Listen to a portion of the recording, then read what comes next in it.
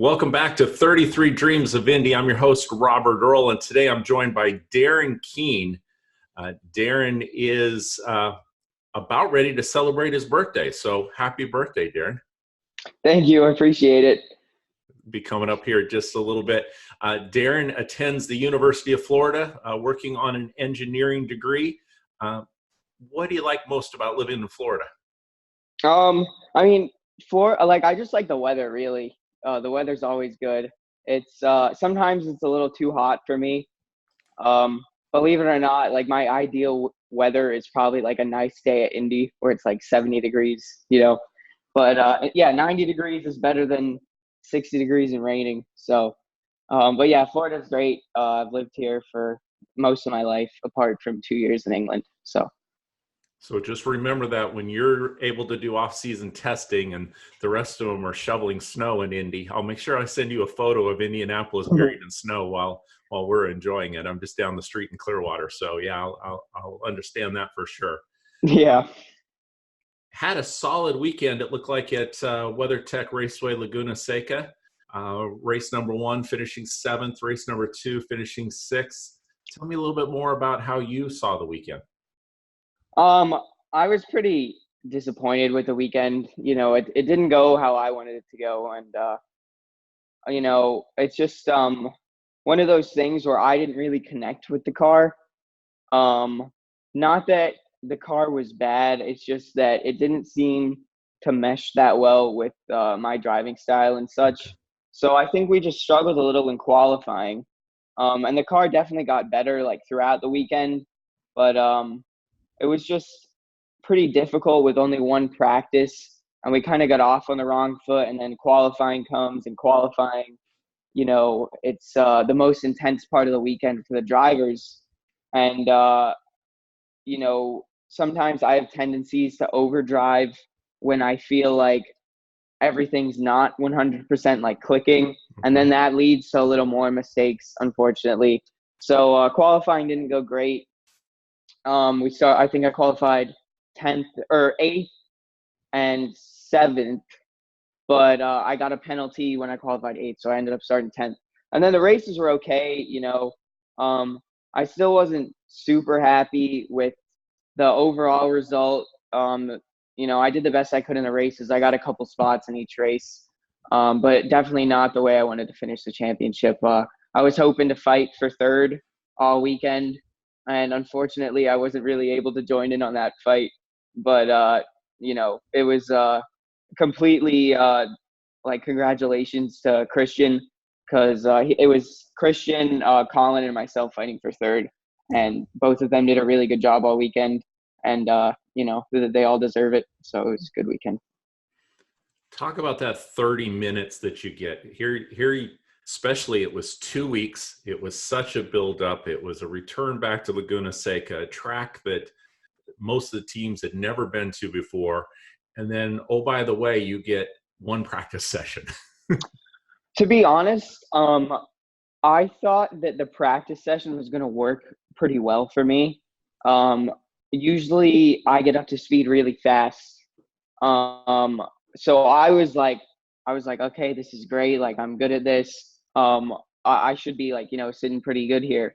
But it just was one of those weekends where it just didn't really click that well for me. And, heading into Laguna, I thought it was a track that I was going to be really, really fast at. I really like fast corners, and Laguna's full of fast corners. There's, 2 corners that we take in 2nd gear, and the rest are in 4th, basically. Okay. So yeah, it was kind of a disappointing weekend, like a frustrating weekend. And, I think that the cars weren't bad. I just think that it didn't match what I wanted from it. So the connection wasn't really there the whole weekend, which is, kind of a shame. But that's what we got, and we did end up finishing 5th, so it's still not a bad year. But not what I wanted to dwell on, and it's not what I wanted to make you spend your day thinking about. And for the outsider that's looking at that, they just don't realize that you are having to do that quick practice. You are having to get into the qualifying and potentially use part of the qualifying as getting that feel for the car. And if you're sitting at your desk and the mouse doesn't feel like it's in the right position, or if you're doing desk type of work or the keyboard, it just annoys you the whole day and you just don't have a good day. And if you don't have that feel for the car, it's going to be off, and it's very difficult not having the time to be able to get back to it. So it's understandable. And you did rally and were very solid in it. You didn't go backwards. So that's a very good thing to go through. Overall in the season, fantastic win in Toronto. To be able to do that on the street course, let's talk a little bit more positive. What are your memories from that weekend, and how excited does that make you to go back to, say, a street course at St. Pete? So heading into Toronto, I knew that if I was going to win, like, it was going to be there. I really love street races. I think I excel on them. In St. Pete, I was super fast, but I did a couple things, and a couple things went wrong on the technical side. So I had to start last in race 1, finished 7th, really good. Then I led all of race 2, and I made a mistake on the last lap and crashed, like leading into the last corner of the last lap. So street races are my favorite. I really enjoy just the, 10 out of 10 on the limit, like in between the walls. It kind of reminds me of an oval almost, but for like a road race. Yeah. But I love the street races. And heading into Toronto, I knew that was going to be the place for me to like have a great weekend. And I really loved the track from the year before. And anyway, the weekend went great. Finished first and second in the 2 races. And like the one of the main things I can remember is like I couldn't believe like how well it went. Like I kept, I was kind of in like disbelief like Saturday night about the win. Like I just kept thinking about it and I was like, wow, like I did that earlier today. And that was really cool for me. It was also my first win in Formula cars and in the series. So it was really nice to get that off my back because I should have won in St. Pete. So I had to deal with, not winning and all that stuff, and probably adding more pressure on myself to try and get a win like shortly after in between the races of St. Pete and Toronto. So it was just a great weekend for me, and I'll definitely remember that for the rest of my life for sure. It sounds like it's that self-pressure, that there's really not a lot of pressure coming from the team or your supporters or the folks around you. It's the pressure that you put on yourself, which frankly differentiates you of being someone that can pilot one of these formula cars and the road to Indy cars versus just someone who drove karts every once in a while or thinks that they know that they can do it. So it really goes through it. University of Florida, engineering degree. Probably we're back up to your eyeballs in classes and making up things over the last week. Tell me about that experience. And you were actually there in Gainesville going, or is it adjunct? Oh, it's actually there. So tell me about the college experience that you're going through. I just got done speaking with Colin Kaminsky and caught him between classes on the Commons doing an interview. So tell me about that. Yeah, it's very difficult. Like honestly, even if I was here all the time, I think it would be like extremely difficult anyway. It's just engineering's not the easiest degree to take, and the UF is really pushing to try and be a top 5 public school soon. We got top 7 this year, so every year I'm pretty sure they're just having more expectations for us and stuff's getting harder, which is great. When I come out of the 4 years and I have a degree and, I can say that I went to like this great school, which is pretty cool. But right now it's really hard, especially when I came back from Laguna on Tuesday and I was supposed to arrive at 4 in Orlando. So I would have been on campus by like 6. And my flight from Monterey to Denver got delayed by like 2 hours, so I missed my connection. So I ended up flying into Tampa at like 1 a.m. Wednesday morning, and then I had a Cal 2 exam Thursday night and a physics one Wow. exam last night. So I've had a crazy couple days. I haven't really left my apartment. I've just been studying, but today it's all relaxing. It's done. So I'm just chilling for today, which is nice. Appreciate you taking a few moments out of that chilling time to go through it. No, And no problem. that is really so. How much of the overall college experience do you get to take in, football games or other types of things, or is it racing, racing, racing, and then books, books, books? No, I wouldn't say it's like racing, racing, racing, or books, books, books for me. Normally when I'm not at the track, I don't like think about it that much, just because, you know, for me it's always like um a pretty like powerful presence Okay. to think about in my daily life. So obviously, like I'm preparing, I'm going to the gym, I'm working out, I'm like eating well, all for like physically for racing. And then I also have a mental coach who I work on with racing. So it's not that I don't put the work in, but aside from those times, it's more of like a clear mind for me. Yeah. Um, and then books, books, books. Like I've definitely tried to be more on top of studying, especially now because the classes are getting harder. Um, but it's it's hard to balance all of that stuff out when you want to hang out with your friends and they're like on completely different schedules than you. So they have an exam like 2 weeks after you. So when you should be studying, you might be hanging out with them because they have nothing to do, and then it's just for me, it's all about like time management, which I think I should definitely try and improve a little bit. But I'm doing the best I can with balancing almost two full-time jobs, in my opinion, Hmm. when the Yeah. season's on. And Hmm. a lot of other college kids don't have to deal with that extra stress and stuff like that. So, but That's why I like to talk about that, because it really is, you're going above and beyond. And I'm going to give you 30 years of experience here. That time management thing never goes away. oh, for sure. But yeah, but apart from like the serious like aspects like racing in school, like I'll I'll go hang out with my friends. I'm going to the homecoming football game next week, or I'm trying to anyway. I haven't got tickets technically yet, but I'm going. And then I don't normally I haven't went to a game yet this year, but I always watch it with my friends at my apartment anyway. So yeah, that stuff's all really cool, social aspect.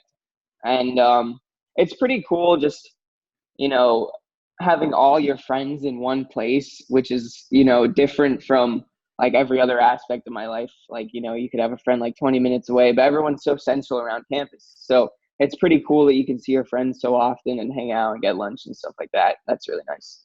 I told my son when he was at the University of Virginia, make sure, and this was before social media, get every name, get every email, get every phone number. These folks are the ones that you're going to connect with for years, and it's turned out to be true as to the connections that they've had, and the team that you build. And that allows me to segue into having Braden Eves and the Cape Motorsports team this year. Tell me a little bit about that experience, and why is it that they're so good? I think that they're so good just because their focus isn't on the like big picture. They never like walked up to us and said like, "Hey, like win the championship this year at St. Pete." It was, "Hey, like get a clean race, get a good result. We need the points." So they always focus on the fundamentals and the small things. And I know it's like cliche, but like the little things make the big difference, and that's definitely a part of their philosophy. That's fantastic, and it really it shows time and time and time again. You wouldn't be where you're at being able to balance everything without having your partners. I'm sure support from family and sponsors. I always like to give drivers an opportunity to give a shout out to their sponsors, partners, etc. So go ahead. So first of all, like huge thanks to my parents. I wouldn't be anywhere near here without them. I wouldn't be at like the University of Florida or racing Formula cars alongside IndyCar. So everything that I have, like huge thanks to them. It's all up to them. And then next in line, obviously, my coach is Waldo Negri. he's been helping me for the last 3 years, and he's just an amazing guy, and he's super fast. Like we go karting, and that man's like unbelievable. He's one of the best I've seen. So, huge thanks to him for all his support. Huge thanks to Keen Architectural Woodwork, Cal Development, and obviously Kate Motorsports. Great job all year. And then another huge thanks to my girlfriend Farah, because she's definitely had to deal with the stress that I radiate sometimes from racing and school and all that, and she's just awesome. So we all need a strong, good woman behind us. That's for yeah. darn sure. Yeah. And going with this off season, without giving away any secrets, I'm not looking to do that. You have that benefit of being in Florida, additional seat time that you could take advantage of, whether it be getting the go-kart out or something along that line. Any plans with that? Plans with the Chris Griffiths Memorial? No plans are cemented right now. We're trying to get everything in order within the next 2 weeks, just so we know what the plan is. Not saying that we're gonna sign within the next 2 weeks. We're just gonna understand like which direction we want to go. Yeah. So. And that's what I'm looking for, is just from that standpoint. And do you ever get a chance to go back out? You were talking about with your coach, but to do karting and those types of things. And have you ever run at Ocala? Yeah. So I haven't ran in Ocala since 2017. I think I did the Florida Winter Tour there in senior, and I haven't driven there since. But I have a shifter kart, but it's currently in South Florida, where I'm from. So it's like 4 hours away, and I kind of have to do some coordination to get the whole Ocala practice thing to come together, because I don't have like a pickup truck or anything. So I'd have to find like a place for the cart to stay and stuff like that. Yeah. But honestly, like, I don't think that I would go karting and just drive around on my own, unless it was like for physical like strength, because karting is very, very very, very grueling, which a lot of people don't understand. But I'm pretty sure I get more out of breath driving a shifter kart than I do in my Formula car, for sure. But yeah, the thing I really enjoy most about karting now is that normally when I go with Oz, and all we do is just race each other all day, and it's just tons of fun. Sometimes we get dirty just for fun. I think that's pretty funny. It's like going rental karting, but in real life.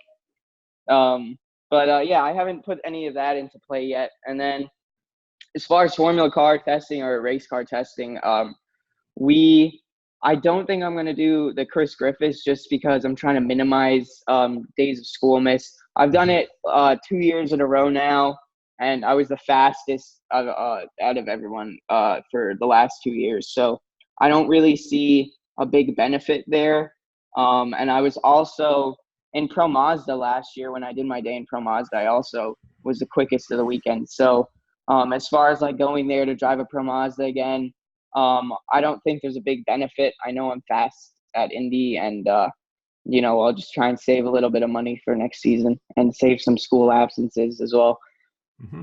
That's that big picture. That's that time management that you were talking about. So dream with me for a little bit. What would it be like to make the field of the Indy 500? That'd be crazy. I got like a little chill down my back there, some goosebumps just with the thought of that. But I think the Indy is so cool because it's so fan interactive, and to like, especially to like little kids, like it's all the drivers are their heroes. So it'd just be so cool. Obviously, if doing Indy 500 in my rookie year, I wouldn't be like a super well-known driver at that point. But like just by having a suit on, like everyone just looks at you in awe, which is pretty cool. Yeah, that would be amazing. That's the dream, obviously, and probably, I hope to be there in the next 3 years if everything goes well. That's the whole idea behind this show, is we're focusing on those that are dreaming of being one of the 33. If you really stop and think about it, one of 33 out of the entire planet that get to hear back home again in Indiana and make that start. And hopefully one day they'll look back at the archives and they'll play this video of you talking about getting chills up Yeah. your spine when you go through that. But you're on a great track with it. Best of luck in the studies and balancing everything that you are. And we look forward to definitely seeing you in the streets of St. Pete. And it sounds like you got a little redemption there of thinking of palm trees and Yeah. celebrating in Victory Lane or being on the podium with a little sunshine and palm trees around you. So looking forward to seeing you there if I don't see you at some of the events, and would love to reach out to you, touch base, say the middle of the off season towards the new year, and we'll see what you're up to at that point. Sounds great. Fantastic. All right. We've been joined by Darren Keene. He finished 5th in the USF 2000 this year. He's got some great things planned for 2020, including his studies at the University of Florida. Fantastic to see these young drivers dream of the big picture, but also work on those things that matter. So Darren, appreciate it. And to the rest of you, keep dreaming. Hope you enjoyed this video from 33 Dreams of Indy. It would mean the world to me if you would click subscribe so that you could be notified of any new videos that come along.